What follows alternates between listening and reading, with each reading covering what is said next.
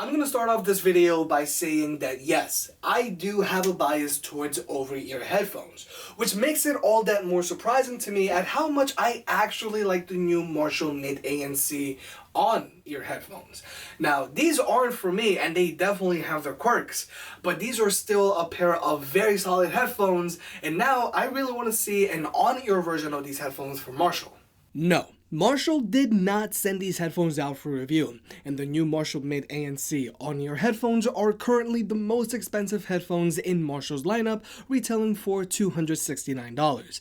If you want to pick these headphones up, I'll have links in the description below, and if you use the links, it really helps out the channel. I feel that paying $270 for a pair of on-ear ANC headphones is a lot, given that for the same amount of money you can get the Sony Huron 2, or for just $200 you can get the Sony CH700N or the Audio-Technica QuadPoints, which are all over-ear ANC headphones. But the Marshall MID ANC justify that $270 price tag with their overall build quality and included accessories. The MID ANC come included with a very good looking carrying case, which is made of the same textured leather found on the headband on these headphones. Now this carrying case is nice, but I found that it can get a little cramped if you try to stuff the charging and audio cables with the headphones inside the case. But without a doubt, this is one of the best looking carrying cases that come included with a pair of headphones in this price range. The included charging cable and audio cable are also way nicer than what most other ANC headphones come included with. Unfortunately, the MID ANC are still using a micro USB port for charging, and I strongly feel Marshall should have used a USB-C port instead. But above the micro USB port, there's an easy to reach 3.5mm audio jack for wired listening. And if you wanted to, you can also daisy chain another pair of headphones to the MID ANC so you can both hear what's playing when listening to music wirelessly. The overall build quality of the Marshall MID ANC is just top notch. You've got very textured leather on the headband and ear cups, there's soft microfiber cloth underneath the headband, the frame is black anodized metal, and overall, the headphones weigh in at just 208 grams. And when the headphones collapse for storage, they take up very little space. But personally, I don't think the MID ANC are great for commuting, because when they're placed inside their carrying case, they do take up a good amount of room. But Marshall's choice in materials and design make the MID ANC a pair of very good looking and well built headphones. I actually think these are overall way better than the Bang & Olufsen H8i on-ear headphones, which retail for $400. But when it comes to comfort, I just can't wear these headphones for long periods of time because they constantly press against my ears. But the clamping force on these headphones isn't too bad. They do have a snug fit, so they do stay in place very well, and their very low profile design might make them better suited for women with smaller heads. The ear cups pivot a lot, and since the flexible headband give the ear cups a good amount of swivel, these headphones have no problem conforming to most head types. Regarding tech specs, Marshall advertises a battery life of 20 hours with ANC and Bluetooth turned on. And in my testing with ANC and Bluetooth turned on and with the volume set at 50%, the MID ANC averaged 16 hours of playback time. And with ANC turned off, the MID ANC managed to hit 25 hours of playback time. So battery life on these headphones isn't amazing compared to other headphones in this price segment, but for their small size, it's still passable. But unfortunately, these headphones have no form of quick charging. When it comes to wireless connectivity, these headphones have about a 40-foot range, and I never really suffered from any connection issues, even with a wall or two between the headphones and my phone.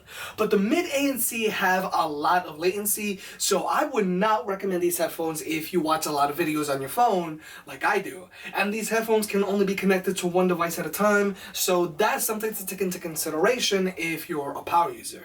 But I do have to give credit where credit is due. The active noise cancellation on the MID ANC performed much better than I expected it to, given that they are on-ear headphones. They offer a lot of passive noise isolation with ANC turned off, but when the active noise cancellation is turned on, they do an effective job of blocking out a lot of noise pollution in the lower and mid frequency range. And the ANC on these headphones have very little cabin pressure, which most people should be able to get used to after a while. And there's also no hissing when the ANC is turned on, but you're not playing music in the background.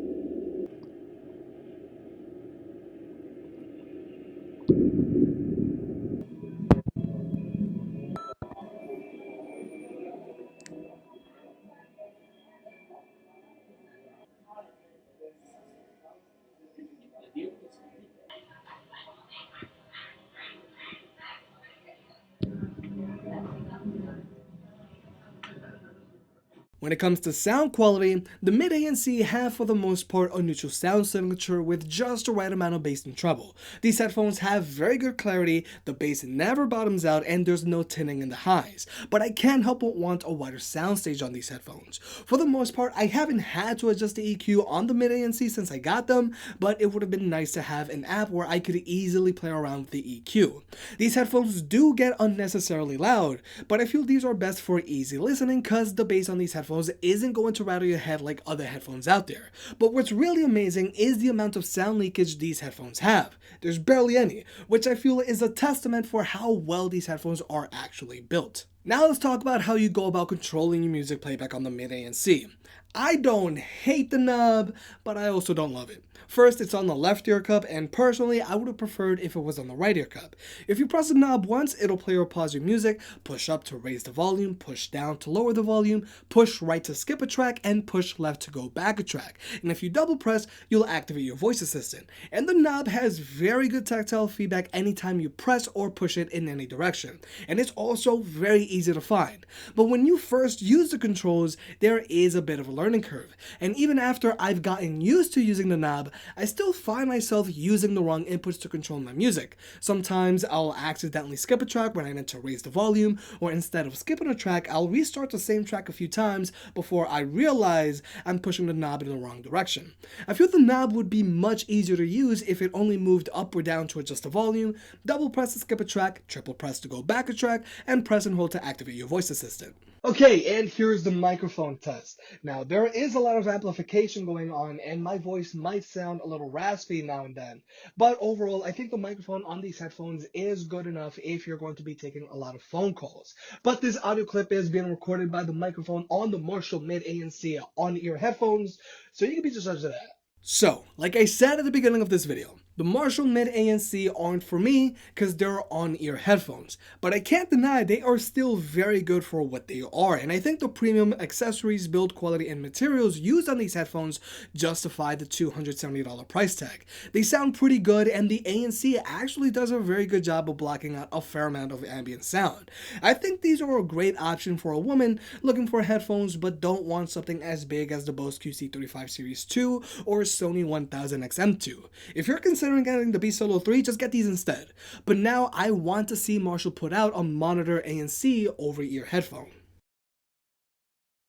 If you made it this far, I guess you enjoyed the video, so hit that like button and get subscribed. It helps out more than you realize. Support the channel by clicking on the links down below, and I'll catch you next time.